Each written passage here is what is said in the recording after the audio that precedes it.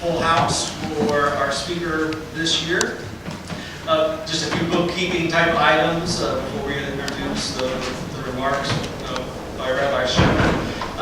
We hope that you're comfortable. I ordered up the best weather I could, although I can't do actually less inside the sanctuary. So hopefully it doesn't get too stuffy. We'll open the doors if it does, but this time of year it's hard to regulate those temperatures. If there are restrooms towards the back in the basement, so those are available for you as well. And I'd like to also encourage and invite all of you to, after the lecture is over, to stay and head over to Knippa Hall, which if you go out the main church doors, walk past the courtyard, go in the first entrance there, and you'll see our fellowship hall, Knippa Hall. We have a light reception there. Everyone's welcome, and hope to see you all over there. Without further ado, I'd like to introduce Rabbi Emeritus Charles Sherman, our chair of the Knippa Lecture Series Board of Trustees.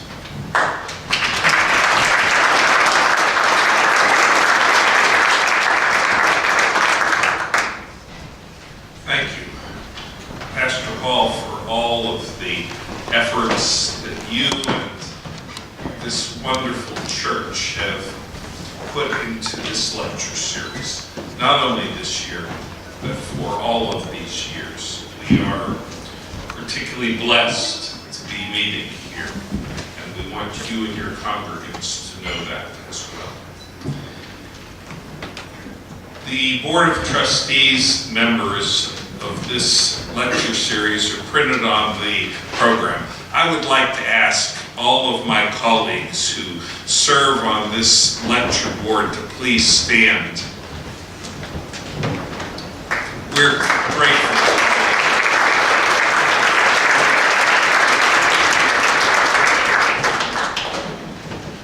For those of you, well, let me ask, for how many are here for their first Knippa lecture? Good. How many are here for their 32nd Knippa lecture? That's even better. Good. There's a white card inside your program. Our format is that at the conclusion of Dr. Nunes' formal lecture, he will be happy to entertain questions. If you'll write your questions as they come up as he's speaking, and then when he's done, we'll ask you to pass them forward. We'll take a 5-minute break so he can organize the questions and decide which ones that he wants to answer in which order. The fact that this is now our 32nd annual lecture, there had to be a beginning. And it began with the vision of our founder, Pastor Jim Hayner. Truly a visionary, having served for more than a quarter century as Pastor Knippa's successor in this church.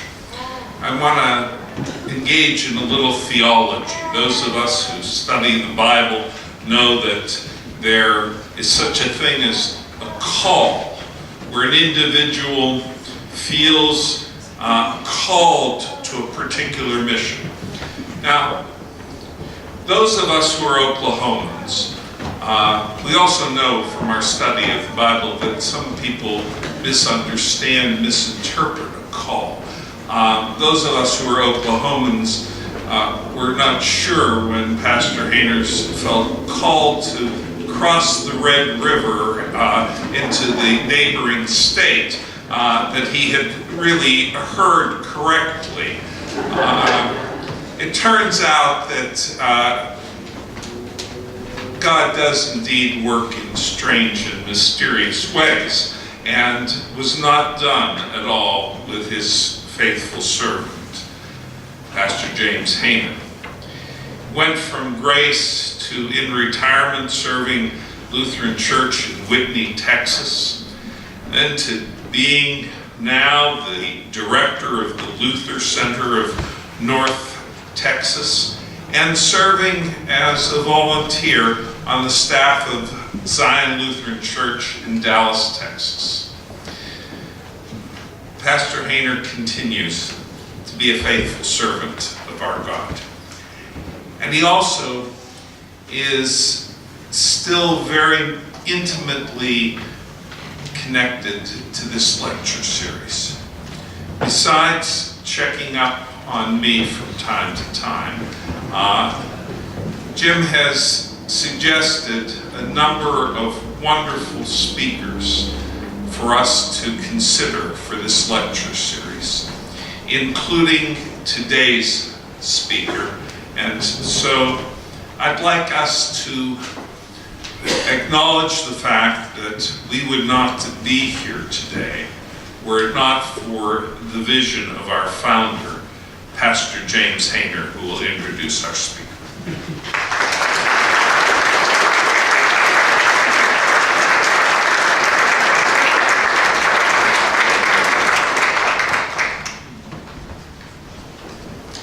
Thank you. One of the reasons why we gather each year for this lecture series is to remember the Reverend Dr. Clarence W. Knippa, a truly special, unique man of God. And of course also his beloved Elsie, who was every bit his equal.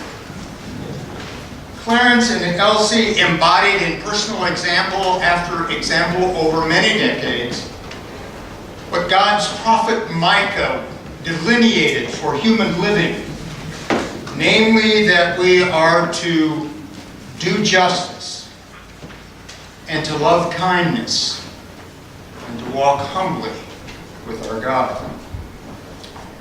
To remember Clarence and Elsie, I invite you to join me in prayer. Almighty and everlasting God, we thank and praise you for the men and women whom you have called to do your bidding, those who have touched the lives of others for the better.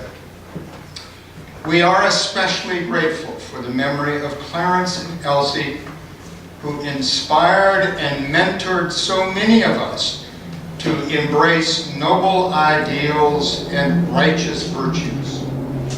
Continue to raise up in our own day and age those who do your will with integrity and grace. In your most holy name we pray. Amen. With regard to the memory of Clarence and Elsie, it should be noted that their daughter, Jane Knippa Frost, sitting right over there, certainly serves on the board, the lecture board. And in addition, today we have Clarence's and Elsie's eldest son, Jerry, and his wife, Barbara, who come to us from Dallas. And Jane and I are blessed to belong to the same church with them, so we keep the Knippa connection going. As Charles said, this is the 32nd annual Knippa lecture. That longevity is due to the many who have done so much and continue to do so much for this series' success. And we are extremely grateful to each and every one. But I especially want to acknowledge the leadership of Rabbi Charles Sherman, who has served on the lecture board since day one, and who has chaired this board so effectively over the past 15 years. So would you join me in expressing our gratitude to Rabbi Sherman.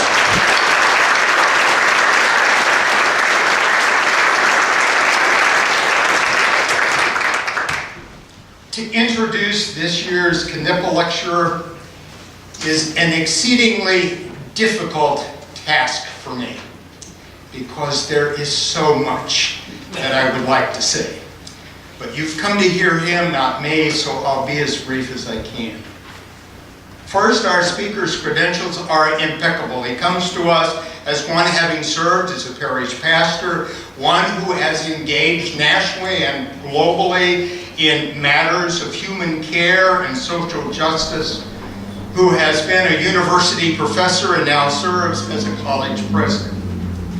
You can read the specifics of his resume online and elsewhere, but suffice it to say that he combines the best of both heart and mind, of intellect and faith.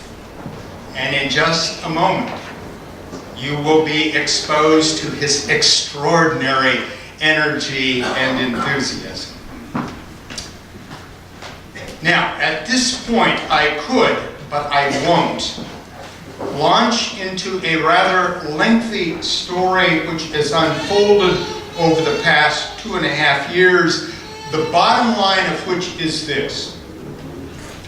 Our grandson, Christopher Knippa, who was baptized at that font in this parish on All Saints Sunday in 1998. Our grandson is now a second-year pre-seminarian at Concordia College, New York. And he is there, God's providence notwithstanding, he is there precisely because of the magnetism of our speaker. And he is being blessed there in so many marvelous ways that I cannot even begin to enumerate them all for you. Again, in large part, because of our speaker. And so it is, with a grandfather's heart filled with overflowing gratitude, I am now pleased to introduce to you the president of Concordia College, New York, the Reverend Dr. John A. Nunes.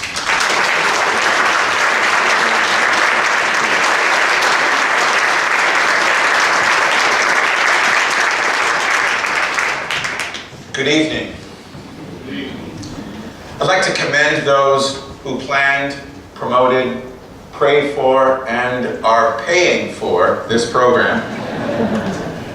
It is precisely what our bifurcated and binary culture needs: dialogue. We jump to all too easy judgments, especially on social media, split-second conclusions. And I thank you for helping us to slow down a bit, to come together, and to engage in civic discourse. I also thank you for giving me 45 minutes to talk. That's remarkable. And then 30 minutes of Q&A. Pastor Hall and Marjorie, your wife, thank you so much for your impeccable hospitality towards me and my wife, Monique, who is, I'm sure, the primary magnetism and attraction of your grandson. She works in the student life area at Concordia College. Monique, can you stand and greet the room?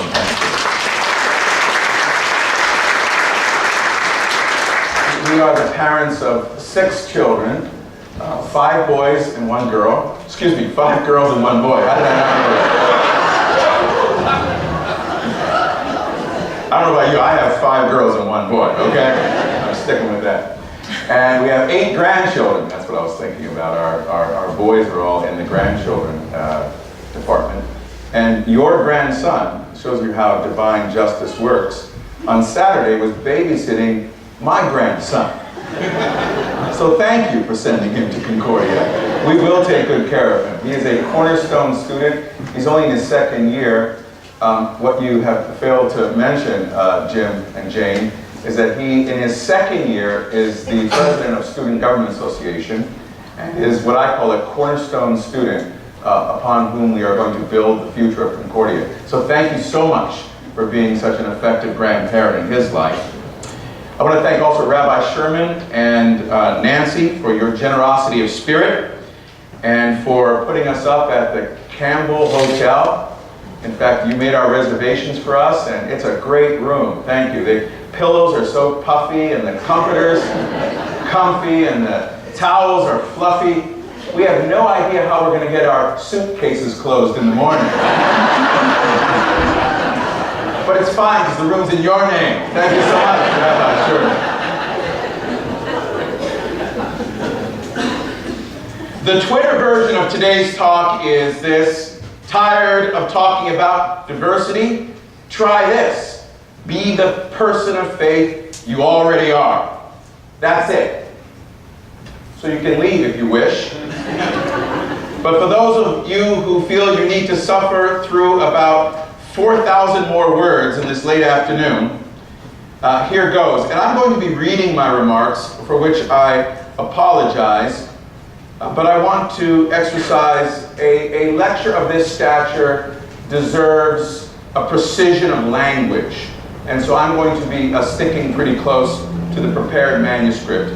One man whom some of us may know, named Ozzy Hoffman, was asked how he felt about a speaker's speaking once, and he said, well, 3 things I didn't like about it.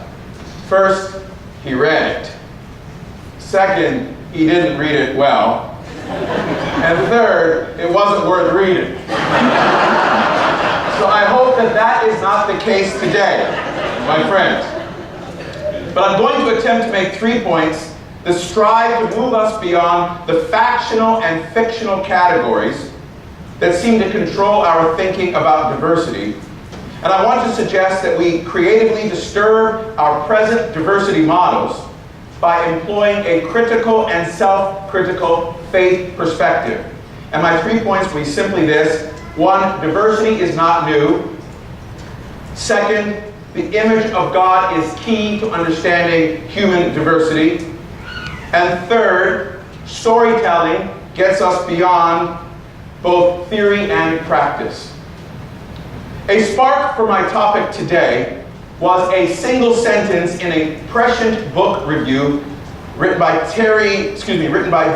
Jonathan Sachs about Terry Eagleton's book, Culture and the Death of God.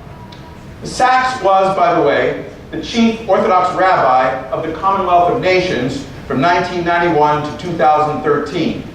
And he muses thus, quote, "Too little work has been done within the faith traditions themselves to make space for the kind of diversity with which we will have to live if humankind is to have a future." These words, at a minimum, form an echo of Martin Luther King's prophetic challenge that if we cannot learn to live together as sisters and brothers, we will surely perish apart as fools. I was pleased, by the way, 6 Januaries ago, to speak here in Tulsa at the illustrious MLK program at the Boston Avenue Methodist Church. Sachs is here contending for an engagement that is in a manner similar to what Princess Basma bin Saud bin Abdulaziz Al Saud contended, quote, "Our religion should not be a shield behind which we hide from the world, but a driving force that inspires us to innovate and contribute to our surroundings. Whether we are Christian, Muslim, or Jewish, I am reading Sachs to say that there is a particular opportunity to contribute to our surroundings in a pluralistic society by using material that is actually resonant with and resident within our own faith traditions." Sachs suggests that the secular diversity project has essentially failed, and I shall return to more of this talk of essentialism later. It is my sense that we too easily can become deluded by a notion of having arrived with respect to diversity simply because of our embrace of sociological frameworks or psychological techniques or 5 quick steps or a globally representative reading list or convenient uses of terms like white privilege, microaggression, heteronormativity, by which some people assure themselves that we are tolerant, as you can see by my use of language, I'm not the problem, and that it's all good in our world.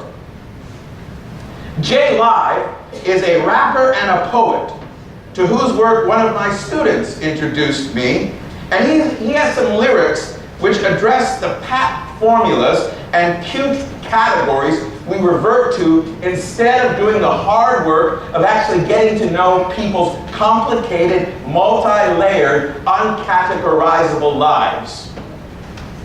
Quote, "The poor get worked, the rich get richer. The world gets worse. Do you get the picture? The poor get dead, the dead get depressed. The ugly get mad, the pretty get stressed. The ugly get violent, the pretty get gone. The old get stiff, the young get stepped on. Whoever told you it was all good lied. So throw your fists up if you're not satisfied. That was reciting a poem. No one over the age of 50 should attempt to rap. It is not all good, and our Western preoccupation, which glosses over issues with superficial smiles, needs to be challenged by faith communities who know better than most that hype is not the same thing as hope. The United States of America constitutes an unprecedented experiment in human diversity. In terms of the peopling of this planet, there's no place like this.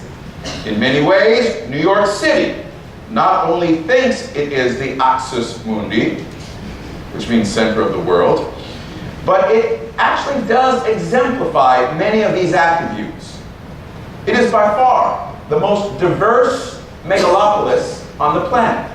20 million people, 800 languages. It is a microcosm of the amazing diversity that is part of the genius of the USA.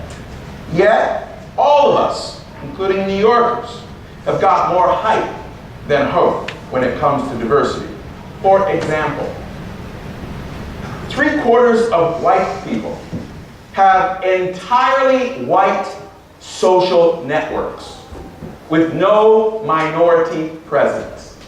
By social networks, I'm talking about the people with whom we choose to hang out, with whom we decide to have dinner, with whom we go to watch OU football. We need both a direct intentionality and warm personalism, an approach that exceeds the cold, arbitrary, indirect, impersonal, legislated quotas. Without such intentionality and direct action, we end up living in an echo chamber surrounded by people who parrot our point of view, which leads us to the triumph of tribal truth, justice for just us, and the confirmation bias that accompanies it.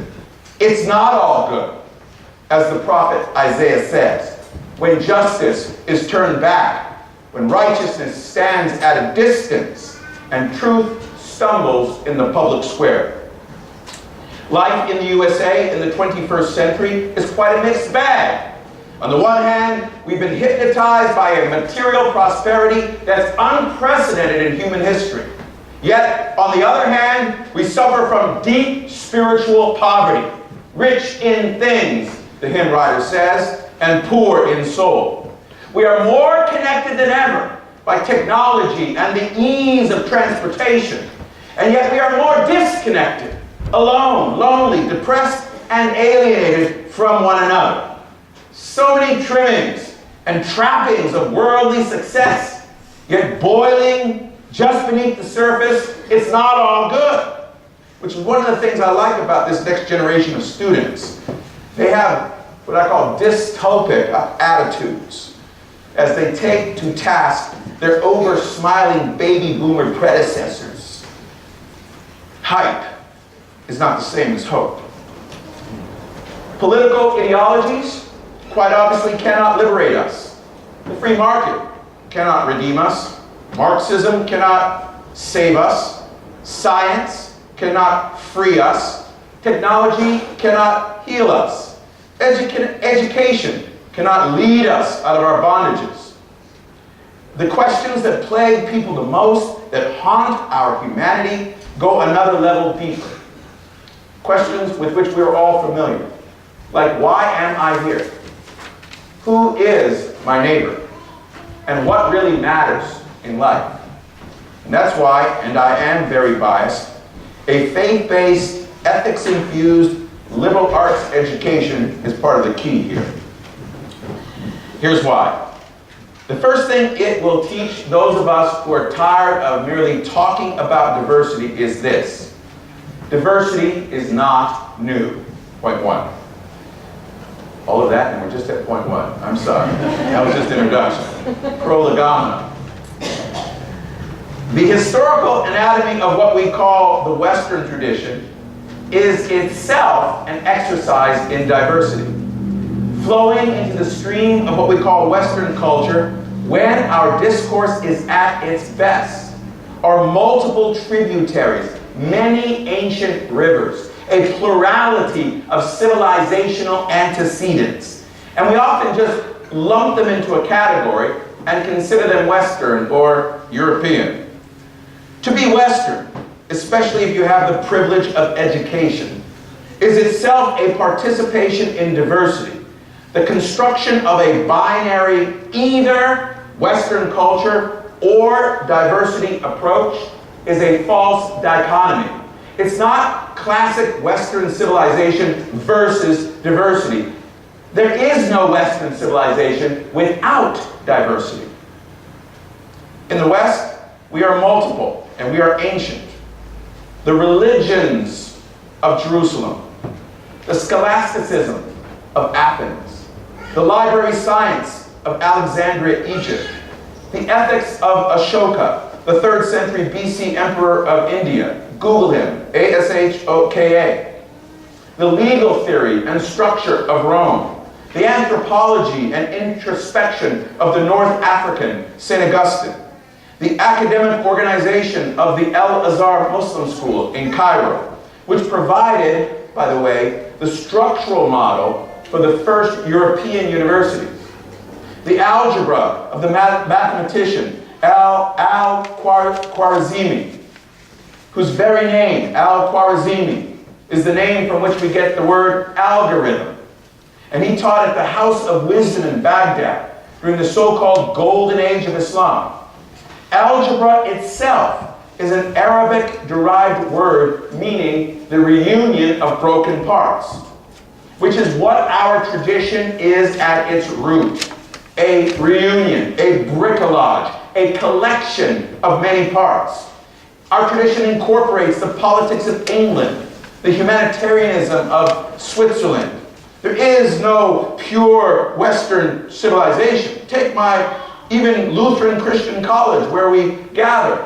And we have there the theology of Wittenberg's Lutheranism, strains of Geneva's Calvinism, Aldersgate's Methodism, Azusa Street's Pentecostalism, never mind 700 Orthodox Jewish students.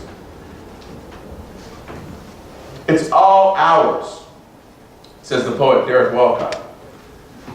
It's veined in us and comes more alive than marble. Do you know, or have you ever heard of kente cloth? The so-called African fabric, a very stereotypical fabric associated with West and Sub-Saharan Africa. Do you know where it was invented? By the Dutch in Indonesia, and then imported to Africa and owned by them. Jerry Knippa, do you play the bagpipes? Not too well. Bagpipes started out in Egypt, which is part of Africa, and came to Scotland with the Roman infantry. So things that we consider indigenous to a people or a place are much more cosmopolitan than we might originally imagine. All so-called cultures are a bricolage, existing always at a fluid intersection of people, which is one of the reasons I have a problem with this 23andMe. You know, so let's just say I were to take a genetic test and it was determined that I was part Scottish. That would not mean that I would put on a kilt and start singing, "Oh, you take the high road, and I'll take the low road." Cultures, like races, are not essential. What is essential is our humanity, that one race called human. And within that one race, there are no genetically identical people, not even monozygotic twins. All of this complicates, of course, the way so-called diversity engages in a reductionism and a silliness that fetishizes identity. So here's the story about the day I became black. I was born in 1963, but it wasn't until 1982 that I officially became black. I went to Concordia College in Ann Arbor, Michigan, and on day 2 on the campus, it was required that I fill out a campus census form. And on that campus census form, the first category was black. And so my father is Afro-Jamaican, very black, very proud, and so I checked that box. The next category was white. So my mother is actually Scottish, Highland, see-through transparent white. And so I checked that box. I mean, you gotta be, if you come from your mother, you gotta be her, right? The next category was Spanish surname. We have no idea how we got this name, Nunes. It's Portuguese. I actually did some research. The Portuguese first who landed in Jamaica were Sephardic Jewish, but that wasn't on the census data sheet. And so Portugal and Spain border each other. So I thought, that's close enough. So I checked that box. The next category was Asian Pacific Islander Hawaiian. That was the only unchecked box. After that was international student, born in Jamaica, raised in Canada, living in the USA. So I checked that box. The next day, the campus census data taker, very meticulous man, who wore bow ties far tighter than my own bow tie, was in an apoplectic fit. He came up and he said, "You cannot be all of these things. Can you please, you're skewing my data. Can you please just be one thing?" So that day I said, I'm gonna be black. And he was so sorry he made me black. The first thing I did was organize the black students on campus. We formed a black students organization. All 8 of us. It was a Lutheran school. All 8 of us. And our first activity was to wear black armbands in protest. And to walk out on Martin Luther King Day, because it hadn't been signed into a federal holiday yet. He was so sorry he made me black. But it shows you the sort of silliness of these categories. If you haven't figured it out by now, I do speak as a Lutheran, which is really tough, because Lutherans are not excellent in diversity. In fact, I confess, Lutherans are actually more white and more English-speaking than any other religious group in North America, including Jews and Mormons. That takes work. Mormons have laws against other people joining. And so I speak with some humility as a Lutheran. But I want to turn to the voice of a Lutheran who might be helpful with point 2. Tired of talking about diversity? Try this. Live out loud in the image of God. And the person I'd like to use here is Dietrich Bonhoeffer. Dietrich Bonhoeffer suggests that our notion of community, our sense of being together as a community in life together, especially in this volume, Life Together, always finds its unity in something that is extrinsic to that community. He goes on to say, we belong to one another only through and in God, who Bonhoeffer understands as Jesus Christ. Bonhoeffer says, there is never in any way whatsoever an immediate relationship of one to another. In other words, he says, the problem with this is that those who claim that they love community end up destroying community. By analogy, those who claim they love diversity end up destroying diversity because they define the other according to a category and not according to a person, according to an essential type, which forecloses on the possibility of ever really getting to know the other because she is now encapsulated within an ontological framework which creates barriers to her ever being known. What I mean by this is something like this. You know, people who say, I just love the way those people dance. Can you please just dance for me? Oh, I just love watching you speak with your Spanish accent. It's so beautiful. You turn the other into a thing. You objectify the other rather than taking the other as a person. This serves as a barrier. So my assertion, to get real technical here, is that most of our approaches to diversity, to thinking about diversity, represent a kind of ontological escapism towards an abstract ideal that doesn't really deal with the concrete, real human person who is standing right in front of you. You see, it's irrational to highlight the ultimate specialness of any cultural attribute that a group has. It's kind of like the silly Gnosticism of saying, it's a black thing, so you wouldn't understand. Or the ridiculousness of saying, mirror, mirror on the wall, who's the most Latina of us all? Or the wicked thinking that secretly believes that Adolf Hitler may have had it right about the supremacy of being white. I'm not saying, of course, that diversity and its celebration is not good. I am saying that when we emphasize it to the exclusion of our human commonness, it can turn groups into almost a different species of animal. Diversity, in my opinion, from the perspectives of our faith traditions, is about valuing one another despite our differences, not because of our differences. So there's an acrostic I like for diversity, and it spells the word diversity, D-I-V-E-R-S-I-T-Y. And here it is, ready? D, different. Turn to someone near you and tell them, you're different. You may do that now. And if they laugh when you say that, tell them you're really different. Different, I, individuals. V, valuing, which is a key word. Valuing, E, each other. R, regardless of. S, skin. I, identity. T, talent. Y, years.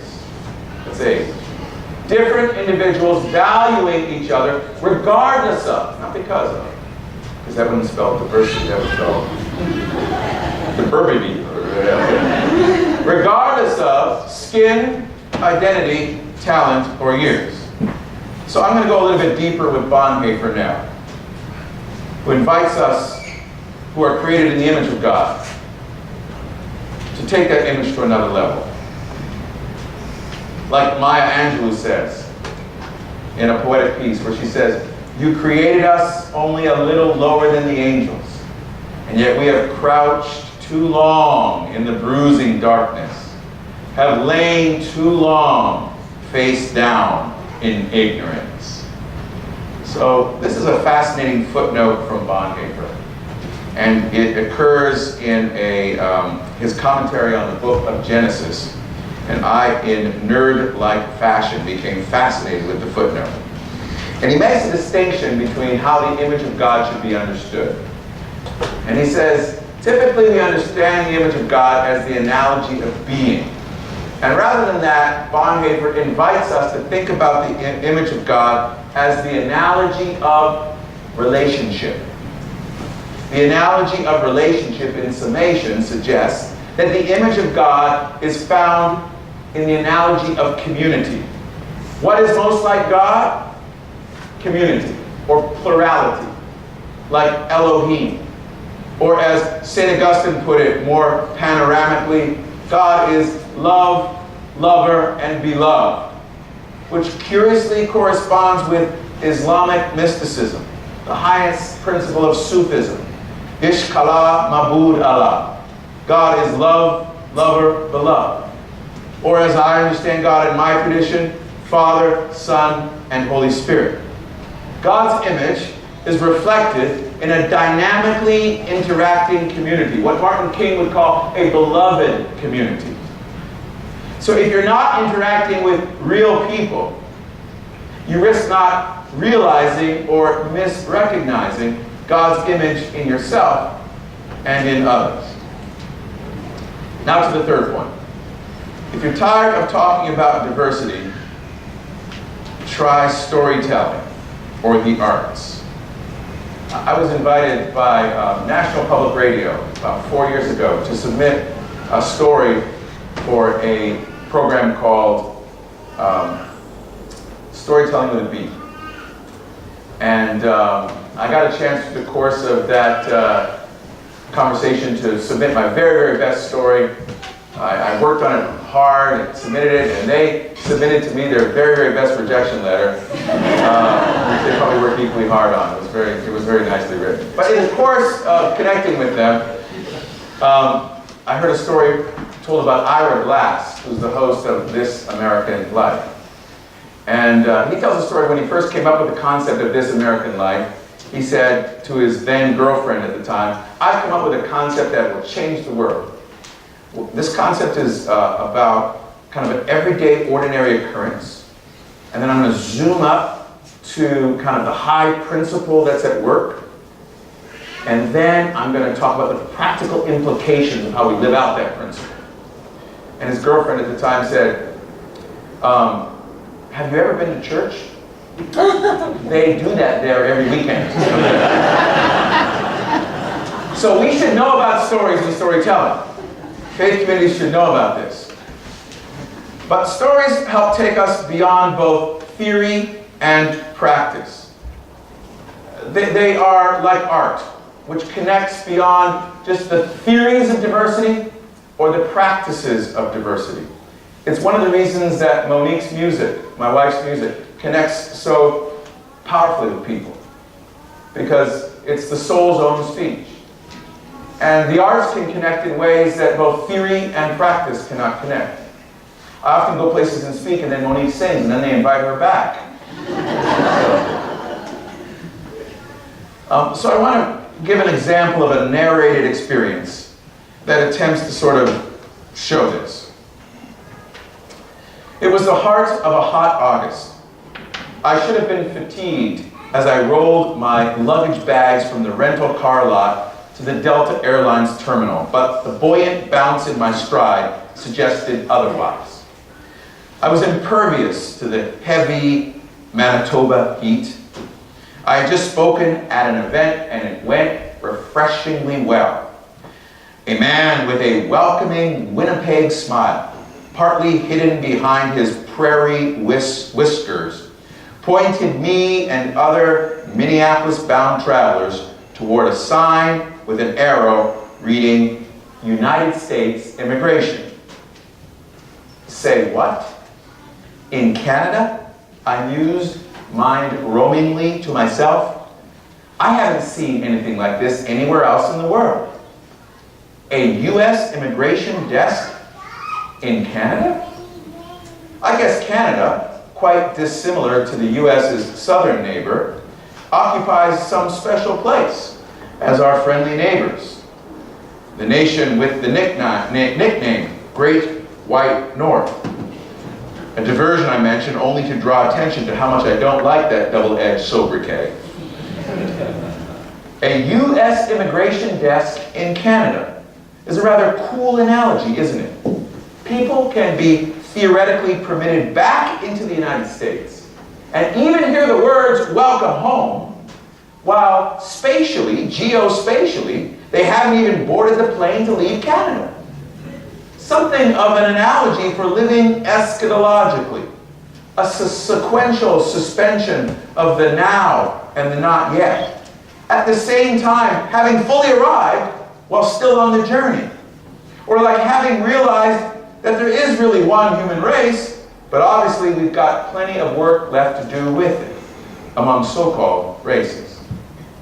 In this case, with 646 nautical miles still to go, as most of the world, including Canada, might put it, 1,039 nautical kilometers. As I leaned forward in that line, trying hard to appear casual as a disguise for my eavesdropping, I heard the tall United States immigration agent speaking in German to a traveler. So as I waited, I retrieved to the front of mind my very limited German vocab, because it never hurts to relate in a friendly way to a man in a uniform who could ruin your day. By now I was daydreaming. Imagine me, a German-speaking, Jamaican-born, U.S. citizen, being denied entry into my own country, while yet in the country where I was raised, and where my mother even now currently lives, Canada. Imagine this. You are not permitted to leave your former home, so in order to go back to your current home, so now go to your mother's home. As my brain was about to pop at the existential possibilities, my turn came, and with no one behind me, I marched with elation toward the desk. Guten Tag, Herr. My eyes went down to his name tag. Herr Hong, H-O-N-G.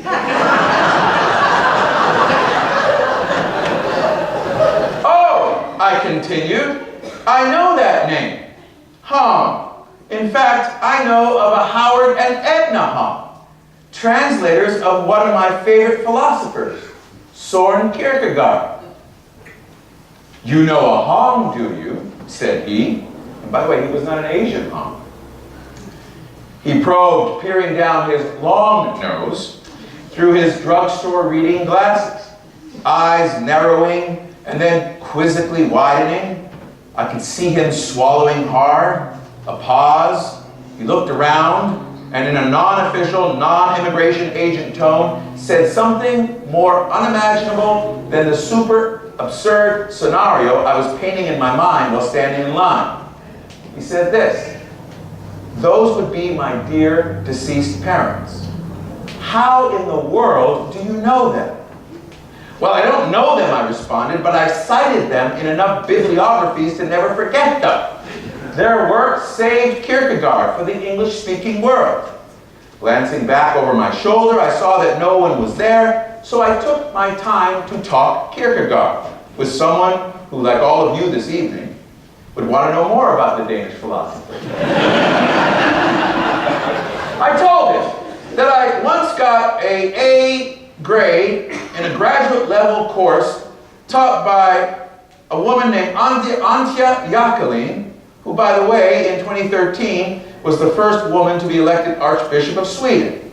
And I was previously her teaching assistant. A diversion I add, simply for the purposes of name dropping. In this paper, I compared Kierkegaard's work with colonialism.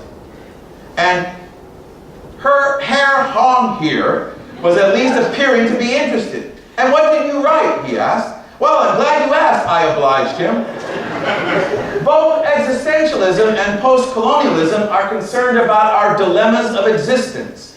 But at times, I continued, accelerating to an almost lecture-like cadence, existentialism presents itself a bit too fancifully for the post-colonialist, not taking seriously legacies of suffering, histories of oppression, paying too much attention to the individual, her or his personal dread, prone to miss the place of community and alterity. You've got a point there, replied Hong.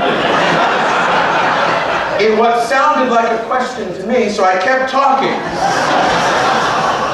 You know, Derek Walcott, the world's greatest poet, is right. Existentialism can degrade itself into a kind of myth of the noble savage gone baroque. At that, someone who looked like a supervisor began to do his own eavesdropping, and Mr. Hong's next words to me were, "May I see your passport, sir?" Our feast had ended, but not without me inviting him to talk with my students about his parents. Getting home, I went to the bookshelf and dug out some Kierkegaard, translated by his folks, the Hongs.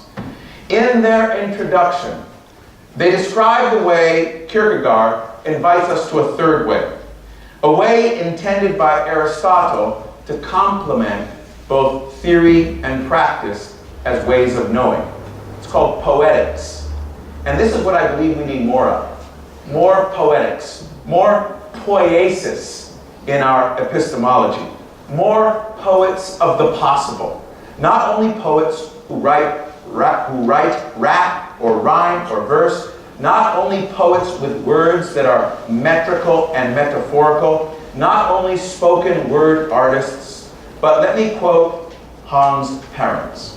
The poet then, as the word states, is a maker in the realm of the possible rather than in the realm of what is or has been.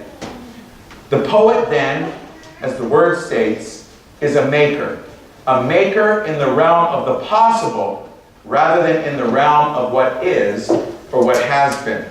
Poets of the possible, leaning into God's future, of what might be made new, hypothesizing in concrete, less theoretical frameworks, less abstract ontologies on the one hand, because that's theory, and less 5 steps towards diversity or practical tips for inclusion on the other hand, because that's practice, and more poetics, more creativity, more dynamic relationships, more relationality, more of people relating to each other, created in the image of God, as people, not as ideal types or categories. Poets of the possible, who build bridges, as Paul Ricoeur puts it, between the poetics of agape, that's love, and the prose of justice, that's fairness, linking arms with people who feel they are outside of God's love and God's justice. And we begin right here, right in our own communities, in the places we live, love, work, pray, and play. Right here, with the people who are right in front of our faces. In a sense, Martin Luther was acting poetically when he used the social media of his day to post 95 statements that went viral, calling himself and the church into dialogue about repentance. In a similar sense, Dr. Martin King, a man named after Martin Luther, was engaging in poetic justice, so to speak, when on a hot July in 1966, he posted the demands of the civil rights movement on the front door of that gray stone Chicago City Hall, calling society to repentance, calling for better housing, more jobs, and better schools. And we need both of these Martins, animated by the Spirit. We speak the truth in love. We walk with humility, and we do justice. We take on that attitude of the prophets. So in conclusion, tired of talking about diversity? Try this. Be the prophetic person of faith you already are. Thank you.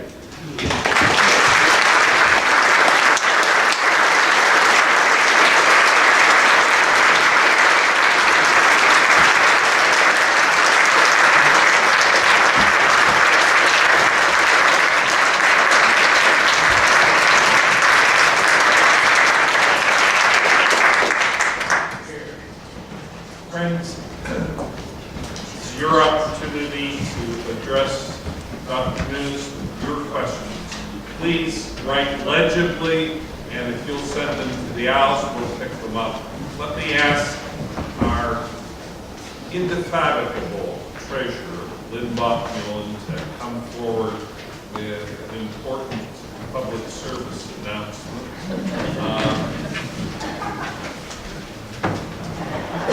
I want to thank you for all that you have done from not only the financial point of view, but for everything you've done to support our lecture series. And I can't really express enough gratitude to all of us connected with the lecture series. We're in your debt. Some of our trustees will pick up the questions. We'll bring them to Dr. Nunes. Lynn, we're all yours. Well, first of all, it's my great honor to serve in this capacity against crime.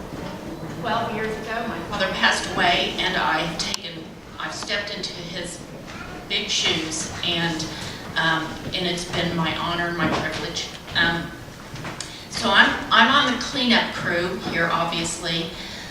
You know what I'm going to ask. We are honored that so many of you are here tonight. it takes money to put something on like this, to get someone with, who can speak to us the way Dr. Nunes did. Thank you so much. You were just amazing. So you will see a blue insert in your program.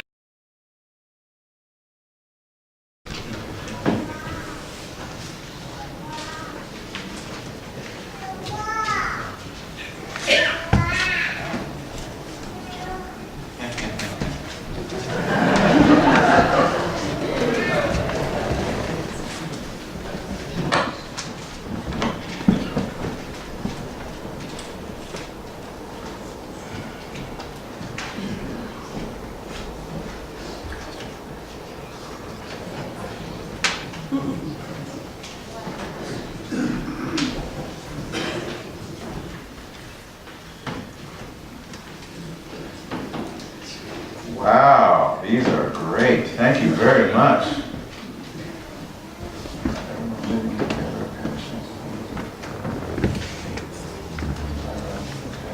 All right, so the first question, which is the easiest to answer, is how do we make higher education more affordable?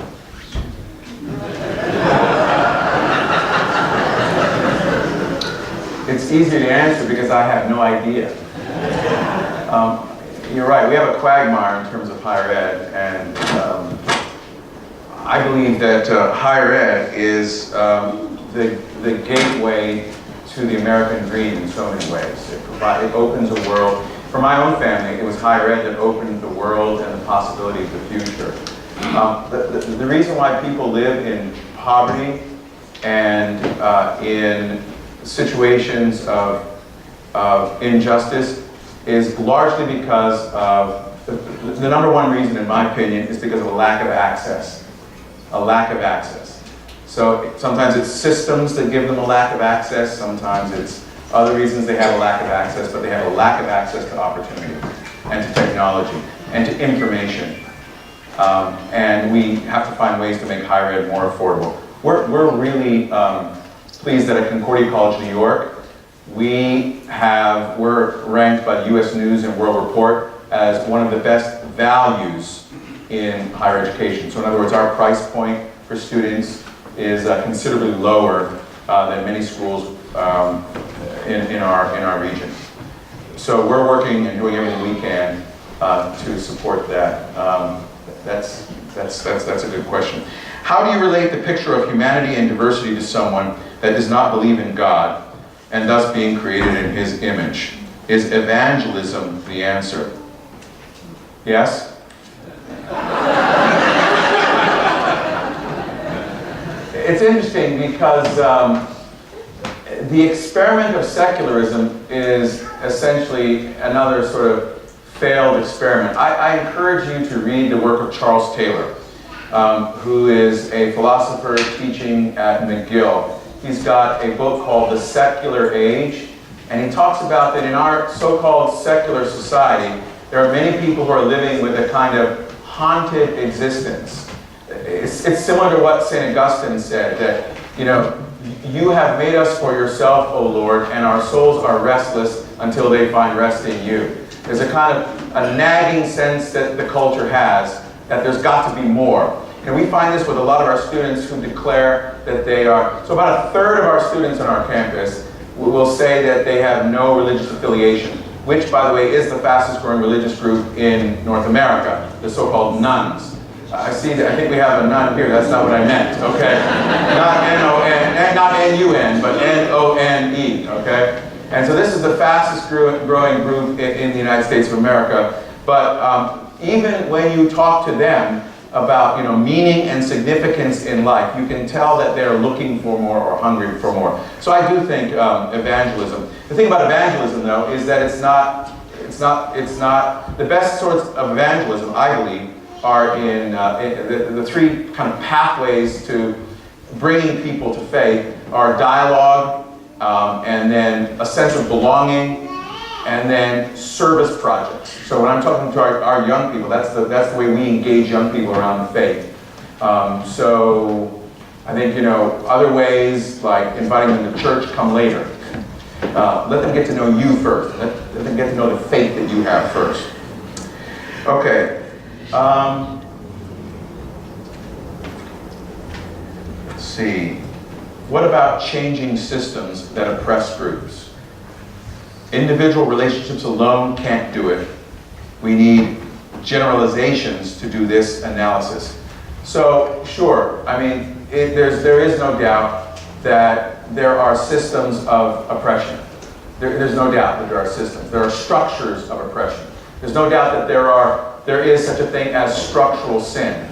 But those structures are composed invariably of human beings who are in individual relationships. So I still say that even if you're talking about dismantling structures, the best way to dismantle a structure is one brick at a time. One brick at a time, one person at a time, one relationship at a time. That is the most effective way to dismantle structures. So I would say that structures and individuals are probably more correlated than we might anticipate. Do monochromatic neighborhoods reflect our native tribalism? And is tribalism a societal problem? So yes, monochromatic. So tribalism is interesting because tribalism is very natural. So, you know, we are wired to be tribal, which is really helpful when you're like trying to get away from saber-toothed tigers on the Serengeti Plain, you know? To figure out who your enemy is, who your friends are, who you can associate with. But it's not helpful, tribalism is not helpful in a pluralistic society, like the societies in which we find ourselves. And I'm concerned that there has been a kind of triumph of, and I made reference to this, a triumph of tribal truth. And a triumph of tribal truth are those truths that are self-referential, those truths that apply to me, myself, and I. And I think social media has helped to kind of fuel the kind of tribal truths. So I kind of get into an echo chamber, and I talk only to my friends. I talked about, 3/4 of whites having only white social groups. So if you're just kind of hanging out with people who are always just like you all the time, you're going to come to the conclusion that you and them are really right, and everybody else is wrong. There's a man from Nebraska named Ben Sass who's written a really interesting book called Them. That's the title of the book. Why We Hate Each Other and How We Can Heal From It. And one of the points he makes 3 points, is that we've got to emphasize civics over politics. Civil society over kind of our highly politicized society. So where do we see tribalism showing up? In politics. I mean, look at the, we have tribal politics going on. Second point he makes is we've got to emphasize the kind of commonality that we have. Namely, that there's actually more DNA difference within so-called races than there is between so-called races. So scientifically, race is a hoax. Okay? And theologically, race is a hoax. But there is still, of course, something called race. Because people are treated differently based on this kind of tribal filter that we have towards other human beings. Which is why you should never say things like, I don't see color. The truth is not in you if you say that, okay? I don't see color. That's like me saying when I met my wife, I didn't see gender. I just kind of saw humanity. It's not true. Of course, you see what's there. It's not whether or not you see color, or whether or not you see race, or whether or not you see difference. It's what you do with what you see. So, and which is the decision you have now to make. I can decide, what am I going to do with this that is apparently different than I am? First thing I'm going to do is realize it's not that much different than me. So that's one of the things I learned at Lutheran World Relief Bishop. Traveling the world. I mean, people want the same thing all over the world. They want what's good for their children. They want to live safe lives of human flourishing. They want to live without having to worry about whether they're going to be attacked. Humans are essentially the same, wherever we go. The smile is universal. So, there's the ascent of tribalism is a concern, but and I'm actually not that worried about it, because I think this is kind of a last ditch. You know, you got a cat cornered and that cat's going to come out fighting. You know, this is kind of a last ditch effort of people who are in these kind of ethnic enclaves and believe that they alone are right and everyone else is wrong. So I think we'll get beyond this. This is not the worst moment in American history. Maybe Andrew Jackson was, I don't know, but this is not the worst. This is not the worst moment. Okay, let's see. Go Clippers, class of 1971. Where are you? All right. Present here today. Hope to shake your hand later. You got it, Rosalind Berger. Thanks for being a proud alumna. Class of 1971. That's let's see who was, oh, that was Schnabel. Schnabel was just getting started there as president. So later on to be the president of Valparaiso University. Excellent. Thank you very much. Let's see what we have here. How do you relate the picture of humanity and diversity to someone? We had that one. Okay. How do you reconcile Luther's statement about everyone living together or perishing as fools with his virulent anti-Semitism? Okay, so just to clarify, perhaps I wasn't clear. The person who said we should live together or perish apart as fools was Martin Luther King. Okay, who was of course named after Martin Luther. His father visited Germany in the early 1930s, Michael King Sr., and was very impressed with the life of the reformer and changed his own name to Martin Luther King, and changed his son's name to Martin Luther King as well. So it was Martin Luther King who made the statement about people living together or perishing as fools. Martin Luther's anti-Semitic statements are very regrettable, are very, very unfortunate. And I'm not going to try to defend them. I'll give you a little bit of the context.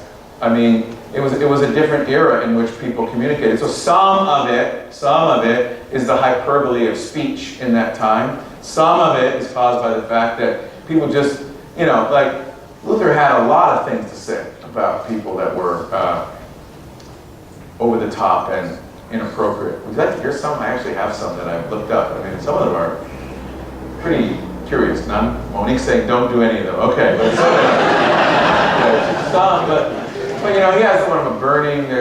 Luther, had hoped that that there would be conversion of Jewish people if he could ever get the scriptures translated well. And he was disappointed with his hope. And his statements are not defensible, in my opinion, and they're regrettable. Fortunately, Lutherans don't worship Martin Luther. Okay, Lutherans don't worship Martin Luther, fortunately, because Martin Luther is a human, and as every human is, he's flawed. So I'm not going to defend. So how do you defend them? You don't. You can't defend the statements. Okay. I appreciate your statement that we ought to view one another, despite differences, not because of them, to see each other in terms of the image of God, the bondmaker. When community infrastructures perpetuate inequality and segregation, as they do in Tulsa, we too easily find ourselves with people who look a lot like us. Yeah, it's really natural for humans to gravitate among people who walk like us and talk like us and look like us and cook the same kind of food we cook. I mean, it's just much more comfortable. And that's why I talk about we have to be intentional about diversity. So our faith ought to drive us to love people who are not like us. See, if love is just restricted for people who are like us, then it's really easy. Or if love is just restricted for great people, it's really easy. It's easy for me to love Monique because she's so awesome, okay? But love is restricted. That's a command to love is meant for people who you don't like, people you don't naturally gravitate to. That's work. That's why Martin King wrote the book, Strength to Love. Love is work. In every faith tradition, love is work. To love one's enemy is the hardest of work. So this question says, at what point do we actively seek people who are different? So that's what I'm talking about. And how do we balance the acknowledgement of difference with the attempt to focus on where we have unity? What could that look like in practice? Okay, so when I say we ought to value others regardless of their difference, not because of their difference, that doesn't mean that we shouldn't, at one level, also value differences. I mean, the richness that comes in difference. But what I'm trying to say by that point is that we should primarily value others just because they're human beings, not because they're different. That's the point I'm attempting to make. Do we actively seek? Okay, so do we actively seek people? So yes, if we are not actively seeking people who are not like us, then it's not going to naturally happen. Okay. Let's see. I think we're almost through these questions. You mentioned the need for less ontology and more poetry in the need to recover our unity as human beings. Essentially, right? Rather than focusing on different qualities. How do you have nice penmanship? How do we do this without the ontological reflection you modeled for us? Do we need ontology, praxis, and poetry? Very, very. Who asked that question? He said, I wrote it on a card so I didn't have to raise my hand later. Okay, that is a great question. So I'm not saying we don't need theory, and I'm not saying we don't need practice. And Aristotle didn't say that either. What Aristotle attempted to say is that if you're all theoretical, you're going to miss something, and if you're all practice, you're going to miss something. And in the West, we tend to kind of just go back and forth between theory and practice. And we miss out on this notion of poetics or creativity. So for example, I had your awesome grandson in a class I was teaching. I teach in the English department. And the first thing we did was read the great poets. And we learned about the kind of principles of poetry. That's theory. Okay, that's theory. The next thing we did was we recited the poetry of the great poets. We said it out loud so that we could learn their cadence and we could learn their art form. That's practice.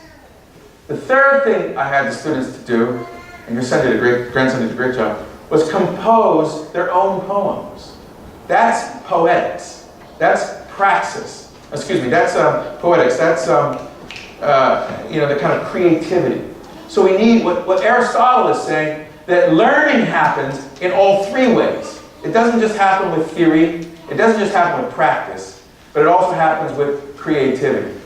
So it's not just like learning the dance steps and then practicing the dance, but it's like making up your own dance. And I believe that's what we need in our culture and in our time. We need kind of a new way forward. A new way forward. And I believe that faith is that spark. You know, in the Christian tradition, we've got this creed, a bunch of creeds, right? So one of the creeds we have is the Apostles' Creed, another creed is the Nicene Creed. And it says, I believe in God the Father Almighty, the what? Maker. Right, okay, so if you peel back that word, maker, or creator of heaven and earth, the word underneath it in Greek is poet. I believe in God, the poet of all. So God is the poet, we are the poem, and we are the poetry makers. God is the kind of the creator, and we are the created co-creators. We are the created co-creators who create alongside God. So I think, what I'm arguing for here is more creativity. Yes, learn the tradition. Yes, practice the faith, the liturgies and the prayers and the traditions, but then be creative in the way you kind of take that out into the world. And that's kind of that's what I was attempting to call us to in this. And it can happen in lots of ways. It can happen in storytelling, which is kind of one step off. It's why I teach in the English department, not in the theology department. Because I can actually get more theological work done in English than I can in theology. Because if you come in with theology, the students are going to say, oh, I know where you're coming from, right? If you come in English, you can use the angular approach. So let's look at death in this kind of great literature, and let's see where that leads. And that's what showed up in this class, for example. So art can do things, creativity can do things that theory and practice can't do. And this is why I made mention of Monique singing. And so she will end our day together with just a short a cappella refrain. Please come forward.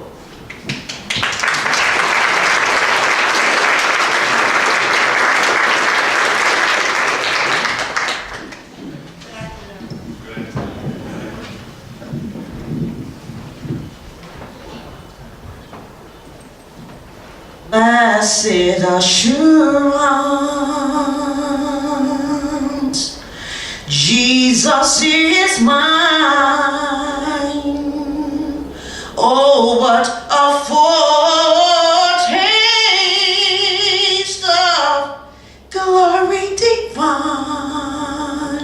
heir of salvation, purchase of God, I'm born of His Spirit, and I'm washed in His blood. Oh, this is my story, this is my song. I'm praising my Savior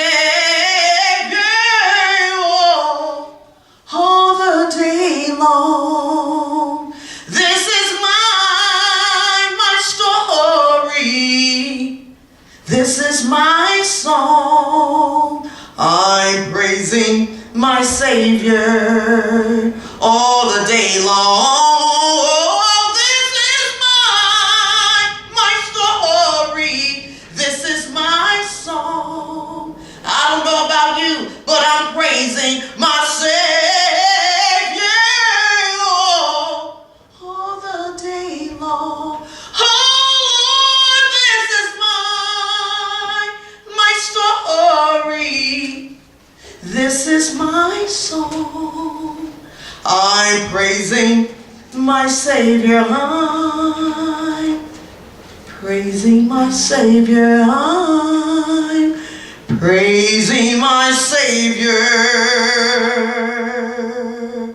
all the day long.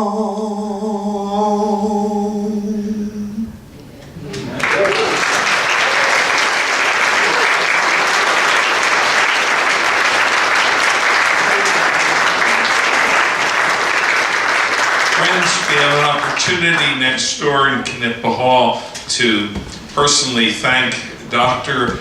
and Mrs. Nunes for being with us today. We're happy all of you are here. Let's go and rejoice together.